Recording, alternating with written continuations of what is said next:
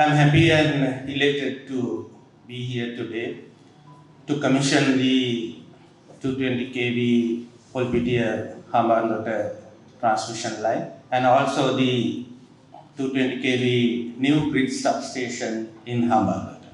Both these projects are very significant and very important for the Ceylon Electricity Board as well as for the country.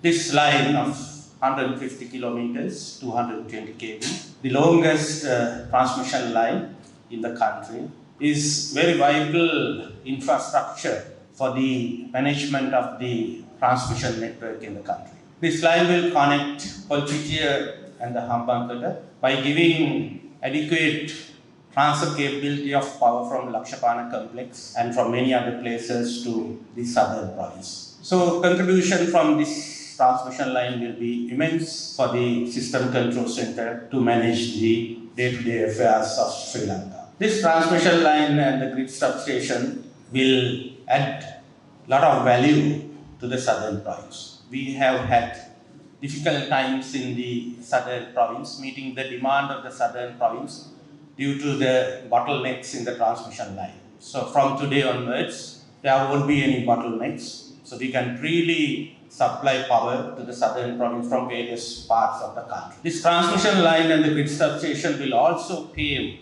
the way for the integration of large quantities of renewable power into the national grid. The government policy is to have 70% of power generated from renewable sources by the year 2030. In that context, the renewable power generation from southern province is very significant, especially in the Hambantota area. We have already had plans to construct large wind power plants and solar power plants in this area. So all these large quantities of renewable power cannot be integrated with the national grid without this particular transmission line. So this transmission line works both ways. It will receive power to southern province and it will export power from the southern province. Therefore, for renewable integration, this line is very, very important.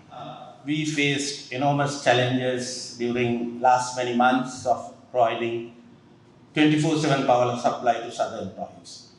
The Samanala reservoir was depleting and we were carefully managing the water available in the Samanala power reservoir. So government requested us to release water from Samanala for irrigation purposes.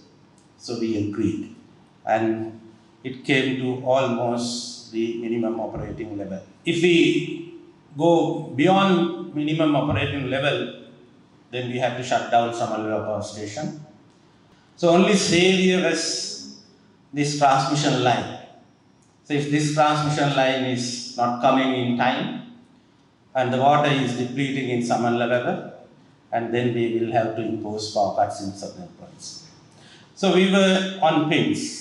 Everyone was on pins. And we wanted to complete this as early as possible. We had a target.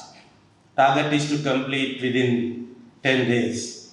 So I was pressurizing the project director. I think they pooled all the resources. So I'm happy that as a national cause, everyone came forward and worked.